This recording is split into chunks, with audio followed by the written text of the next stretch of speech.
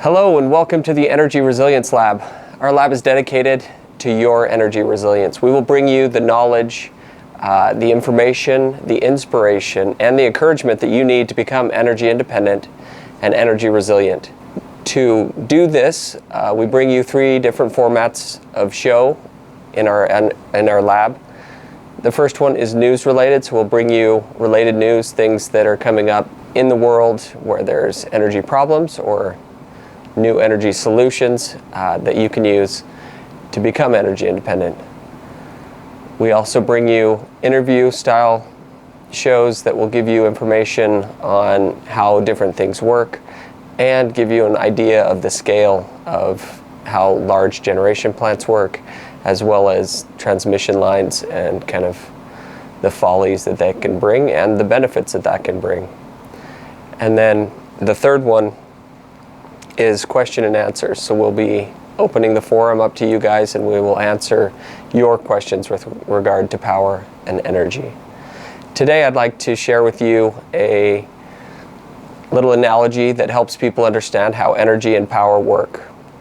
So usually people use a reservoir analogy when they're talking about electricity. So if you envision a large reservoir of water that's up high in the mountains, that is a form of energy storage.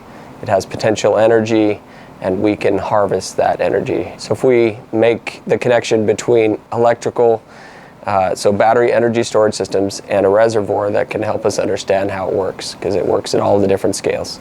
So the reservoir is essentially the amount of energy that's inside the system. So you're holding the energy in battery form in the case of a power bank or a solar generator, or we're holding it in the reservoir in the form of potential energy. The reservoir is full, that means you have your battery full essentially. And then at the bottom of the reservoir, there's usually an outlet where the water can come out so that the reservoir doesn't overfill. So the pressure that is made by the large or small, I guess, it doesn't matter how big, but the number of feet of water above the outlet tells you how much pressure you have. And pressure is essentially the same as voltage.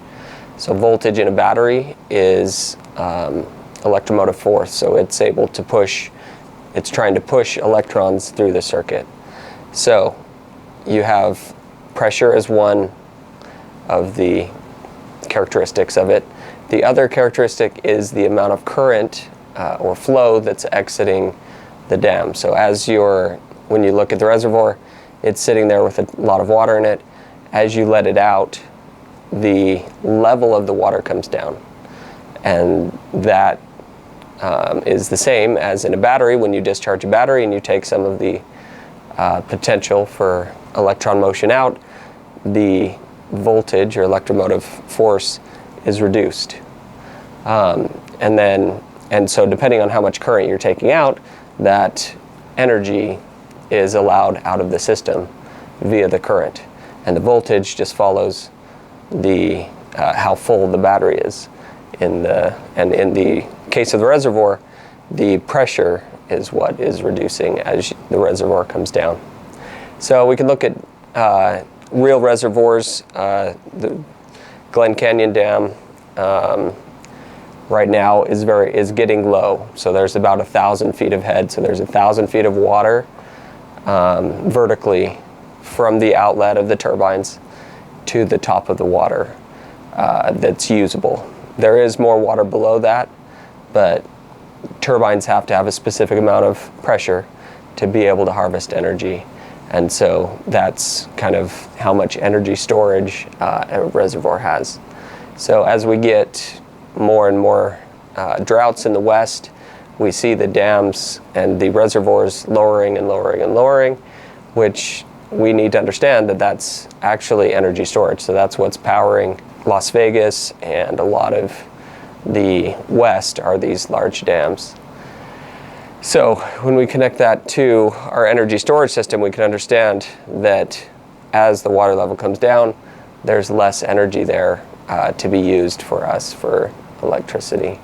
And so going with the analogy, a power bank, when you use it, you're plugging in a device, maybe a laptop or a phone, and as you're taking energy out, the pressure that would be in a reservoir is the same as the voltage, and the voltage is in the power bank essentially is going down as the energy is coming out.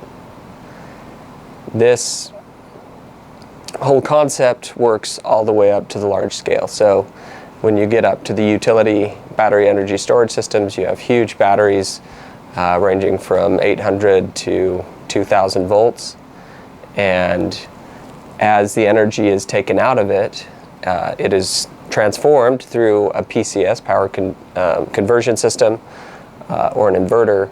So it's drawing power from the DC battery stack. The voltage on the batteries are reducing, and the inverter is compensating for that and exporting the power in AC form at a standard voltage.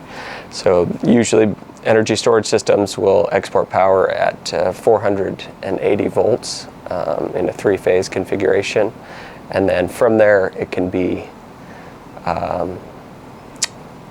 transformed to whatever voltage for transmission or utilization on site. So I hope this analogy is helpful. It's just always good to look back at the reservoir example when you're thinking about your energy storage system and you're looking at the level of energy that it has. You can understand that the voltage is changing inside, but the outputs are usually regulated, so they're going to give you the same amount of power and voltage out of each one. So the inverter is going to give you, on the small scale units, 110 or 240 volts.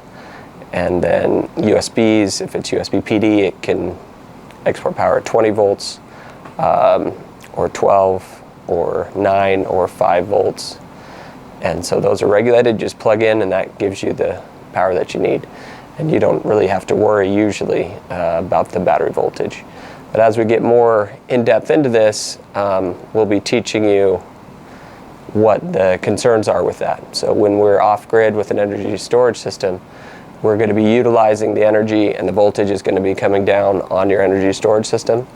And if there's no energy input, at some point the system has to go into a standby mode where it waits for power input from an AC generator, or maybe from solar, or from some other system.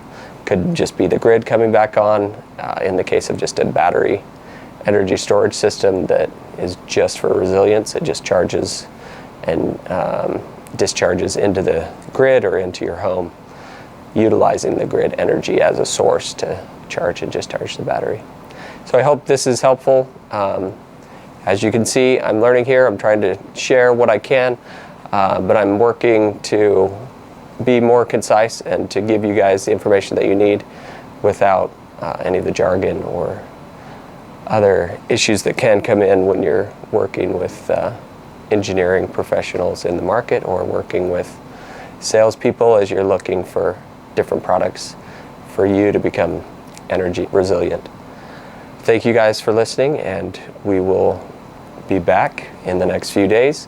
So watch for the next show to pop up. Please like and subscribe. We'd love to have you watch as many shows as you'd like to, and as we go forward, we'll be looking at your questions and we'll answer your questions as you bring them up. Thank you guys. See ya.